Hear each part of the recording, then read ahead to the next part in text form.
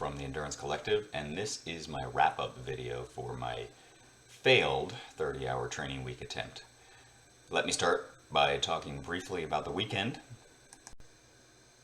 So I woke up on Saturday morning with another really bad Whoop score of 24%, with my respiratory rate being high again, which, as I said in the last video, is a particular sign of illness.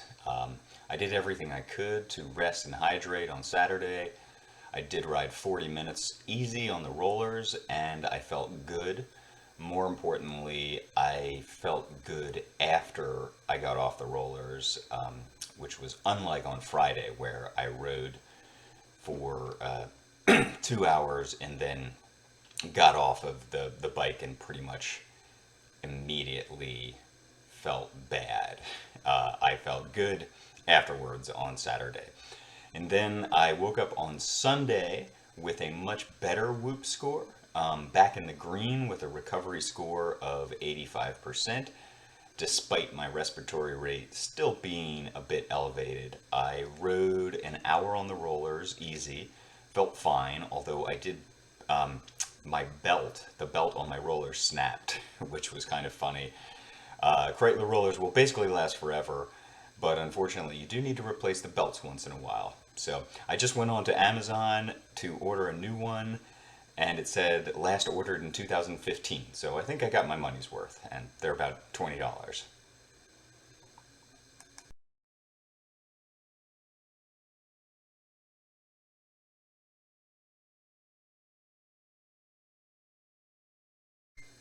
Anyway, I felt good again after my ride on Sunday, and I think that I'm on track for a good sort of best case scenario recovery path, despite the fact that I sound worse today, obviously. This week is a recovery week. It was a planned recovery week, so I would normally be taking things a bit easier anyway. So there are a couple questions that might come to mind for people after this week. And I don't know what questions you might have. Feel free to ask them. But if I were you, these are the big questions that I would ask. Number one, was it worth it? Meaning, knowing now that I got sick, was it still worth it to try this big week? Number two, what did I learn? And what would I change if I did this again? And three, am I capable of doing a 30-hour training week at this point in my life? So let's take those one at a time. First, was it worth it? Well, if we're just looking at the numbers, specifically my CTL, my chronic training load, which is a overall measure of fitness, I started the week at 81. I reached as high as 92, and I finished the week at 89. If I had realized that I was sick on Thursday night and then I just took off, so zero training, or alternatively, if I had just ridden 20-minute spins for a few days afterwards, I would be back at 81, meaning where I started last week, by Thursday. So in this case, in my specific, that's not going to be the case in every case, but in this case, the cutoff is 5 days, at least if we're talking about CTL. Now, that means if I had missed more than 5 days of training or real training, I have, in theory, lost any fitness gains that I got from this big training week. And if I miss less than 5 days, it's still worth it. Which I think shows you how quickly things can be not worth it if you do end up getting sick. 5 days is not a lot of time. And it is not uncommon for people to miss 5 days of their training because of a cold. Can very quickly become not worth it. Now, in the real world, CTL is just a metric. Like any of the other data points here, you have to really take it with a grain of salt. So the real answer will come, when I feel totally 100% healthy again, or close to 100% healthy, and over this cold. If everything goes well, I think, it's Monday now. I think things are progressing really well. Like I said, even though I don't sound very good, but I think basically I will be back on the track that I would have been anyway by Tuesday or Wednesday. This was supposed to be a recovery week anyway, so I'm not losing much by taking it easier, a little bit easier at the start of the week. Now, this Saturday, I do have a race on my schedule. Nothing big, but a local crit. Assuming everything goes well, I can still do that, and we'll see how I feel. So I think that's where, we'll really see if I got much of a bump from this big training week. If I feel better, continue to feel better into next week, specifically then when I do my next interval workout, I think it's safe to say yes, it was worth it. And if I feel worse on my interval workouts, and if I don't feel very good at the race, I think it's probably safe to say no, it wasn't worth it. So, okay, number two, what would I change if I did it again? I think there's a couple of obvious ones here. First, I clearly shot myself in the foot by lifting too heavy last Monday. That messed me up for a couple days afterwards. Part of that is admittedly because I had missed a couple weeks of lifting for various reasons. I had done some strength training at home, but I didn't do any of the big weight stuff, squats, deadlifts, or anything. So I think that little bit of inconsistency there, and if you're only lifting once a week, which I am right now at this point in my season, missing that one workout for a couple weeks can make a big difference and can certainly make that DOMS significantly worse. The second one was Wednesday. Now, if you recall, I woke up on Wednesday, I had a really bad recovery score on my Whoop. I did my morning ride on the gravel bike, 2 hours, not that hard. But then I doubled up and did a hard group ride in the evening, and even though I ended up feeling better than expected for that, if you're looking at this from a coaching perspective, what would I say to my athletes? I would have questioned that decision, because it meant a third day of high intensity during the week, which I typically recommend an average of 2 per week. There are times of the year when you might want to do 3 leading up to a taper period, but for the most part, 2 days of intensity per week works pretty well. So you're getting away from a more polarized training plan. Second, that decision to do that hard group ride on Wednesday night probably impeded my recovery for the next day. Who's to know if I still would have gotten sick or not? But if there's one workout that might have been, really a critical workout, if it was that close, it's that one. And it's worth noting that I had a lot of trouble getting to sleep that night because it was an evening workout. I got home at 8 p.m. and I got in bed at 10 p.m. and I was still revving, so that clearly didn't help. So the problem is, if I had just decided to skip that Wednesday night ride, there was no practical way I could get in 30 hours. So maybe I could have done a different workout on my own earlier in the day. Maybe I could have done a second endurance ride that day. But you do see 30 hours is a lot of time, and there's a big difference. One of the things that was really apparent, the difference between like 25 hours and 30 hours, it can be really, really significant here. When you get up to that 30-hour point, you start talking about skipping a workout. It's basically like saying the 30 hours is not going to happen. So other than that, I did do a lot of things right. I feel like my nutrition, hydration were pretty good. Weighing myself before and after every workout was really enlightening. As I've said before, 2 pounds of fluid loss, which was the maximum I had in workouts. It may sound like a lot to some people, and it certainly is if we're talking about a 2-hour ride. but I've seen 6 or 7 pounds for some of the long summer rides in the heat. So I did an okay job of planning, I think. I maybe could have tried a little bit harder to get out early, especially on those 2 double days I had, Tuesday and Wednesday, in order to give myself more recovery time between workouts. And come summer, when it starts really getting hot here, that's going to be very, very important. So that is one of the things I might do differently.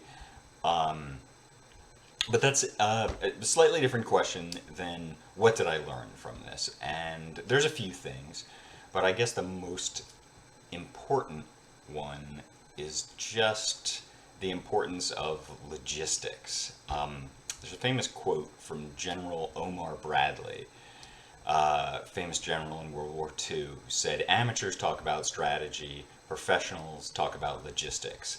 And I really think that that was apparent here, trying to do something like this, because the key to your success a lot of times with training and in racing, this can be applied to races too. It's not the sexy stuff. It's not the training montage in the Rocky movie. It's doing laundry. It's planning out your meals. It's cleaning your bike and replacing your brake pads and your chain before they're totally worn out. It's stretching and foam rolling and getting massages and having your recovery drinks. It's getting your work done ahead of time and mowing the lawn so that when you do have that training time scheduled, it's your time to train and you can focus on that. And I think most people, if they were to like spend a week with a pro cyclist, this would probably be one of the things they'd be most surprised at. It wouldn't be like the massive hours that they put in and the crazy power numbers, as impressive as those are. It's all of those little things that maybe don't get seen, that you don't see on Strava. Because a 30-hour week sounds like a lot, and it is, but it's not just a 30-hour week. When you factor in all of that stuff that I'm sort of lumping into that logistics category, it's more like 60 hours. So I guess I knew all of that. I've certainly coached enough pro cyclists to know this, but it was good to have a personal reminder of this. And to be clear, all of this stuff is vital, not just if you're a pro cyclist or someone aiming to do a 30-hour training week, but for anyone who is trying to balance their training with their work and family and life commitments. And I think that's pretty much everyone out there. So the final question: Could I have done this? Could I have done the 30 hours? I think that the answer is yes. I'm pretty confident that I hadn't gotten sick. I would have pushed through the last 2 days and gotten to 30 hours. But the real question is not could I, but should I? And that's a trickier question. I'm a 44-year-old master cyclist. I'll be 45 next month. I attempted a 150-mile gravel race in March, did not finish because of back issues. The longest race I'm going to do the rest of the season will most likely be a 3-hour road race. So I think that there's an argument to be made that I should really focus more on consistency in training and executing well on those high intensity workouts that I do and getting my back issues under control, which doesn't mean I'm going to magically fix them, but getting to a point where they're not defining my performances. Would there be a benefit to a 30-hour training week for me? Yes, there would be, but there's also a risk. And that risk reward calculus probably isn't worth it for me at this point. Now, if we're talking about, let's say, somebody who is racing the Lifetime Grand Prix series, that calculus might be a little bit different.